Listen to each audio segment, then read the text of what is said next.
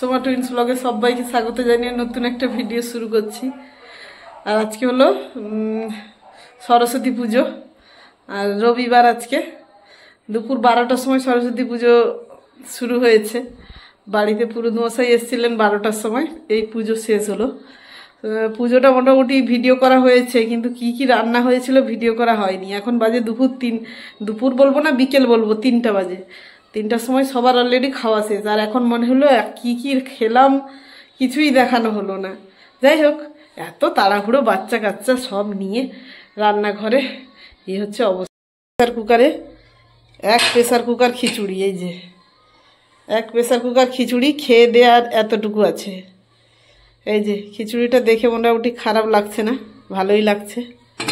এই হলো ছিল এই যে কষা কষা আলু কষা। এই আলু কষাটাতে একটু সে খিচুড়িতে এত কিচকিচে কাজু দিয়েছ, ওই আলু কষাটাতে একটু কাজু পেস্ট দিতে হতো।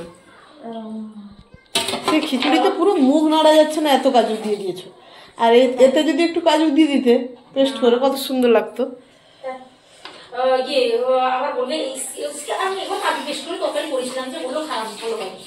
ও আচ্ছা, কার আবার কাজু পেস্টের তরকারি ভালো লাগে না। যাই হোক, সব মিলিয়েই সবার ইয়ে তো রাখতে হবে। চাটনি, আর দুজনে বসে রয়েছে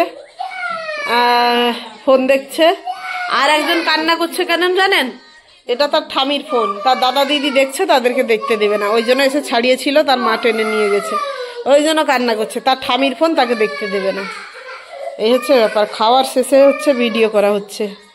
সাথে পাঁপড়ও ছিল, আর দেখানো হয়নি পাঁপড়টা। আমি কেটে ধুয়ে সব কিছু সেদ্ধ টেদ্ধ করে রেখে দিয়েছিলাম। আর শাশুড়ি মা হয়েছে খিচুড়িটা ছক লাগিয়েছে, মানে খিচুড়িটাকে টেস্টি বানানোর জন্য শাশুড়ি মা।